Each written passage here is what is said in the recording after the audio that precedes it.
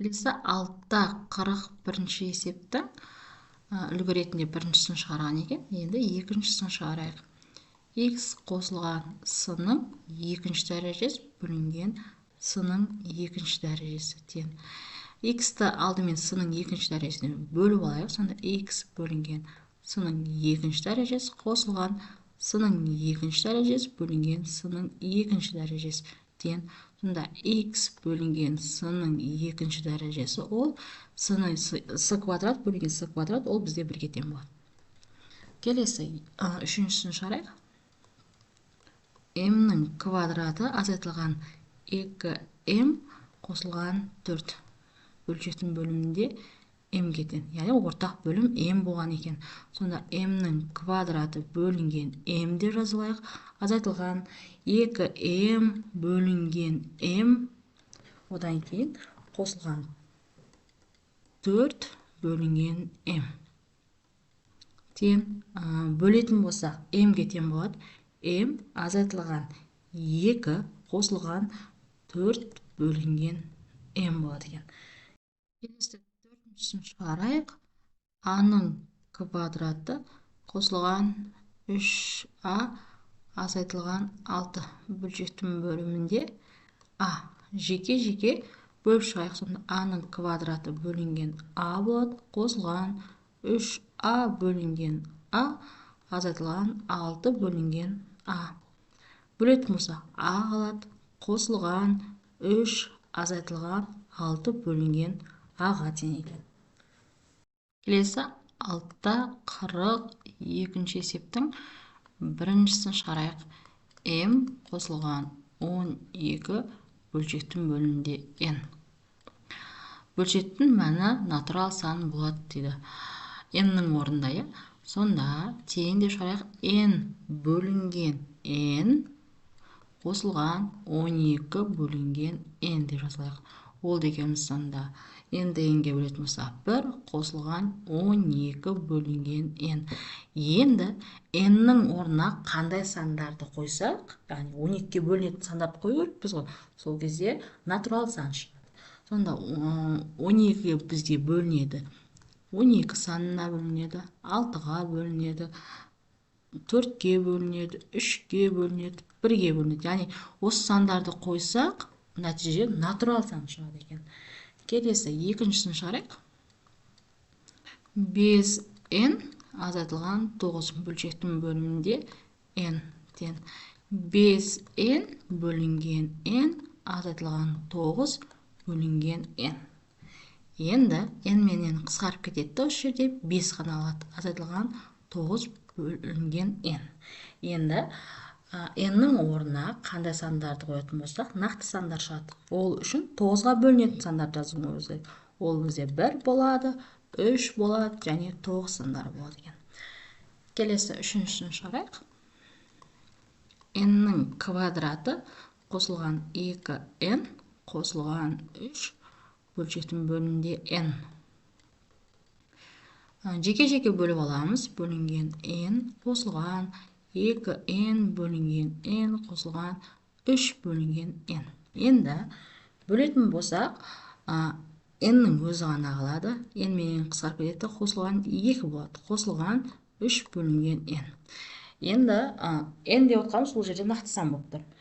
Ал 3-ке қандай сандар бөлінеді, соны табу керек. Сонда ол бізде 1 мен 3 болады екен. Келесі 6-та 43-ші есептің біріншісін шығарайық. А бөлшектің бөлімінде 2x минус v бөлшектің бөлімінде 3x-тің квадраты. Ортақ бөлім берек, бізде 6x-тің квадраты болсын. Енді не жоқ соны жазамыз. Бізде 2, мына жақта 3x жоқ екен. Енді алым көбейтіп шығайық. 3ax минус 2v-ға тең болады. Келесі екіншісін жазайық. 5x бөлшектің бөлімінде av қосылған 2y бөлшектің бөлімінде 3a квадрат v болады. Азайтылған 3 бөлшектің бөлімінде 6а квадрат в квадрат тең. Енді осы жерден ортақ бөлім береміз. 6а квадрат в квадрат. Сонда не жоқ бізде соны жазайық. 2 жоқ, 6 болу үшін а квадрат бар, бұның бір өзі бар, сонда в жоқ екен. Мына жақта так 6-мыз жоқ, а в жоқ екен. Ортақ бөлім 6а квадрат в квадрат болсын. Көбейтейік онда. 30 а в х болады. Қосылған 4 в y. Азайтылған 3. Келесі. Үшіншісін шығарайық. 3х бөлшектің бөлімінде 4а квадрат в қосылған 5х бөлшектің бөлімінде 2а в-ның квадраты азайтылған 7 бөлшектің бөлімінде 6а квадрат в тең. Ортақ бөлім 12 санынан берейік. Бөлшектің бөлімі 12а квадрат в квадрат болсын. Енді не жоқ соны жазамыз. Бізде 3 болады, 12 болу үшін а квадратымыз бар, в жоқ екен. Келесінде так 6-нан берем және адан береміз. Және 2 в-дан береді екенбіз. Енді көбейтіп шығайық. Көбейтетін болсақ 9 в х қосылған 30 а х азайтылған 14 в болады екен. Келесі 4-шісін шығайық. 5а бөлшектің бөлімінде 6 в-ның квадраты с азайтылған 7 в бөлшектің бөлімінде 12а с-ның квадраты қосылған 11 с бөлшектің бөлімінде 18а квадрат в тең. Так, ортақ бөлім 36. Так, а-ның квадраты, в-ның квадраты және с-ның квадраты болады екен. Не жоқ жазамыз.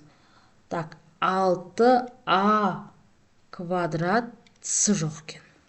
Екіншісінде 3а в-ның квадраты.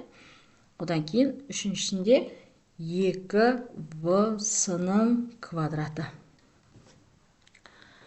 Көбейтіп шығайық. Сонда 30 а куб с болады. Азайтылған 21 а в-ның үшінші дәрежесі қосылған 22 в с-ның үшінші дәрежесі болады. Міне есебіміз аяқталады. Келесі 6-та 44-ші есептің біріншісін шығарайық. 2а минус 3в бөлшектің бөлімінде а-ның квадраты в азайтылған 4а минус 5в бөлшектің бөлімінде а в-ның квадраты тең. Ортақ бөлім береміз. а квадрат в квадраттан. Бізде в жоқ екен, мынақта а жоқ екен.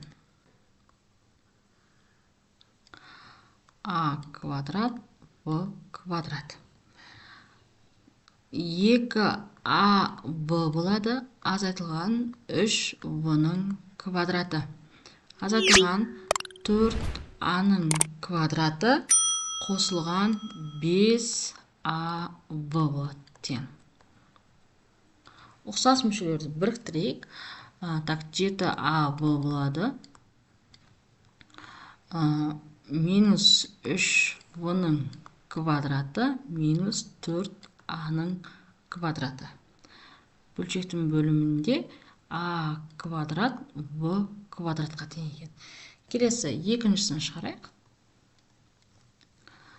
5х-тің квадраты азайтылған 3y бөлшектің бөлімінде x квадрат y қосылған 6x азайтылған 2y-тің квадраты бөлшектің бөлімінде x квадрат y квадрат тең. Ортақ бөлім берейік. X квадрат y квадратқа. Бізде y жоқ екен. Бөлшектің бөлімінде x квадрат y квадрат. Сонда 5 x-тің квадраты y азайтылған 3y-тің квадраты қосылған 6x минус 2y-тің квадраты. Тең ұқсас мүшелерді біріктіреміз. Ол бізде y-тің квадраты екен. 5x квадрат y біріктіретін болсақ 5y квадрат минус 5y квадрат қосылған 6x болады. Бөлшектің бөлімінде x квадрат y квадратқа тең. Келесі үшіншісін шығарайық. 5 2a азайтылған b бөлшектің бөлімінде 8 азайтылған 3a минус 4b бөлшектің бөлімінде 2 қосылған 7a минус v бөлшектің бөлімінде 6 тең. Так, ортақ бөлім береміз. 24 санынан берейік. Так, 24 болу үшін 3-тен береміз. Так, 12-ден береміз. Так, 4-тен береді екенбіз. Бөлшектің бөлімінде 24. Енді көбейтейік. Көбейтсек 15 болады. 15-ті 2-ға көбейтетін болсақ 30a болады. Азайтылған 15, 15-ті v-ға көбейтетін болсақ 15v болады екен. Азайтылған көбейтсек 36, 36-ны a-ға көбейтетін болсақ 36a болады. 36 минус намен плюс болады. Плюс 144 v-ға тең. V-ға тең. Қосылған екеуі 28, a-ға көбейтсек 28a. Азайтылған 28 v-ға тең болады екен. Енді ұқсас мүшелерді біріктірейік. Так, аларды біріктіретін болсақ, минус 36, так, 28, 22a болады. 22a, бұларды біріктіретін болсақ, қосылған 101 v-ға тең. Бөлшектің бөлімінде 24-ке тең екен. Келесі төртіншісін шығарайық. X қосылған y-тің квадраты бөлшектің бөлімінде 6 қосылған x минус y-тің квадраты бөлшектің бөлімінде 12. Азайтылған x квадрат минус y квадрат бөлшектің бөлімінде 4. Ортақ бөлім 12 санынан болады. 3-тен береміз, 2-ден береді екенбіз. Сонда бөлшектің бөліміне 12 санын жазып қояйық. Ал алымын көбейтіп шығамыз. Қысқаша көбейту формуласымен ашу керекпіз. Сонда x квадрат, ал 2-мен ол 2x квадрат болады. Қосылған 2 еселенген 2x y еді, оны 2-ге көбейтетін болсақ 4 еселенген болады. x y қосылған y-тің квадраты, ол сонда 2y-тің квадраты болады.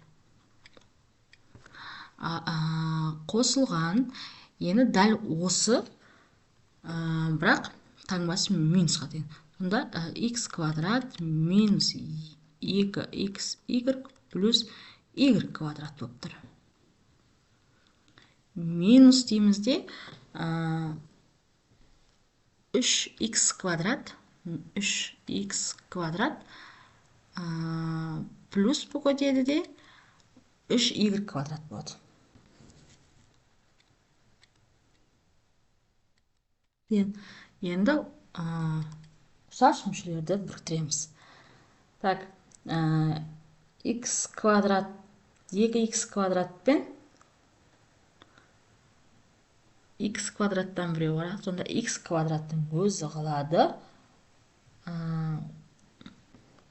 Y-терді біріктіретін болсақ 2х квадрат, сонда болады қалады бізде 2xy қалады екен, қосылған 6y квадрат қалады, бөлшектің бөлімінде 12 болады екен.